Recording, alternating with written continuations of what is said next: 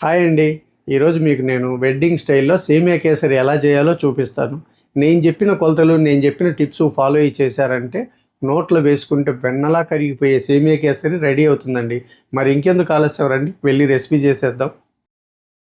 ముందుగా స్టవ్ మీద ఒక కడాయి పెట్టుకొని 2 టేబుల్ స్పూన్ల నెయ్యి వేసుకోండి. ఇప్పుడు నెయ్యి కొద్దిగా వేడైన తర్వాత 20 గ్రాముల జీడిపప్పు వేసి స్టవ్ని లో ఫ్లేమ్లో పెట్టుకొని దోరగా వేయించుకోవాలి. ఇలా దోరగా వేగిన జీడిపప్పులో ఒక 20 గ్రాముల కిస్మిస్ కూడా వేసి కిస్మిస్ పొంగేంత వరకు ఇలా కలుపుకుంటూ వేయించుకోవాలి. జీడిపప్పు కిస్మిస్ అన్నది మీరు తినేదాన్ని బట్టి వేసుకోండి. పూర్తిగా ఇది మీ ఆప్షనల్. చూశారు కదా, జీడిపప్పు కిస్మిస్ చక్కగా వేగాయి. ఇప్పుడు ప్లేట్లోకి తీసుకుందాం.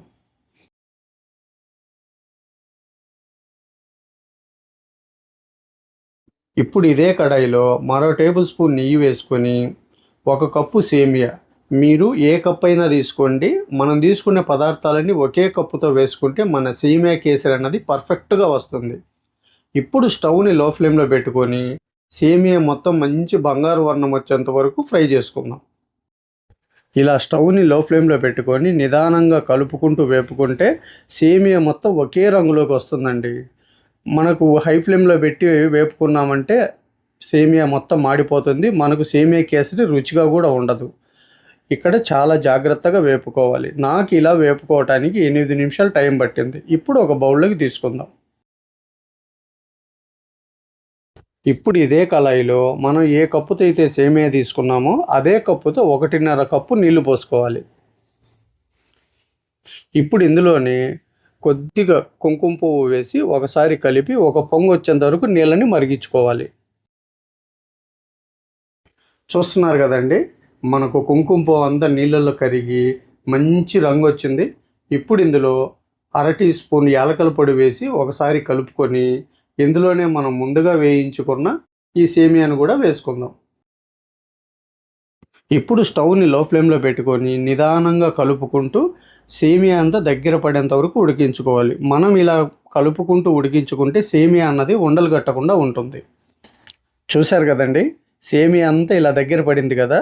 ఇప్పుడు సేమియా తీసుకున్న కప్పుతోనే 1/2 కప్పు పంచదార, 1 కప్పు సేమియాకి 1/2 కప్పు పంచదార పర్ఫెక్ట్ కొలతండి. మీరు స్వీట్ చాలదేమని చెప్పేసి ఇంకా 1/4 కప్పు వేశారనుకోండి, సేమియా కేసరిని అసలు తినలేరు. అందుకు కాబట్టి 1 కప్పుకు 1/2 కప్పు పంచదార తీసుకోండి, పర్ఫెక్ట్గా సరిపోతుంది. ఇప్పుడు స్టవ్ని లో ఫ్లేమ్లో పెట్టుకొని నిదానంగా కలుపుకుంటూ సేమియా అంతా దగ్గర పడేంత వరకు ఉడికించుకుందాం. చూశారు కదండి, 5 నిమిషాలకు మనకి సేమియా అంతా దగ్గర పడింది కదా. ఇప్పుడు ఒక టేబుల్ స్పూన్ నెయ్యి, ముందుగానే ఫ్రై చేసి పెట్టుకున్న జీడిపప్పు కిస్మిస్ కూడా వేసి మరో నిమిషం పాటు ఉడికించుకుంటే సేమియా కేసరి చక్కగా వస్తుందండి. మనకు వేడి మీద ఉన్నప్పుడు కేసరి ఈ మాత్రం పల్చగా ఉంటే చల్లారిన తర్వాత పొడి పొడిలాడుతూ మృదువుగా వస్తుందండి. చూస్తున్నారు కదా, నేను చెప్పిన కొలతలు, నేను చెప్పిన టిప్స్ ఫాలో అయ్యి చేశారంటే కమ్మటి కేసరి మీ ఇంట్లోనే తయారు చేసుకోవచ్చు. మరి మీరు కూడా నేను చేసిన పద్ధతిలో ఒకసారి చేసి అది ఎలా వచ్చిందో నా కామెంట్ సెక్షన్లో చెప్పండి. వీడియో నచ్చితే లైక్ చేసి షేర్ చేసి మన ఛానల్ని సబ్స్క్రైబ్ చేసుకోండి. మళ్ళీ రేపు ఒక మంచి రెసిపీతో మీ ముందుకు వస్తా. Thank you.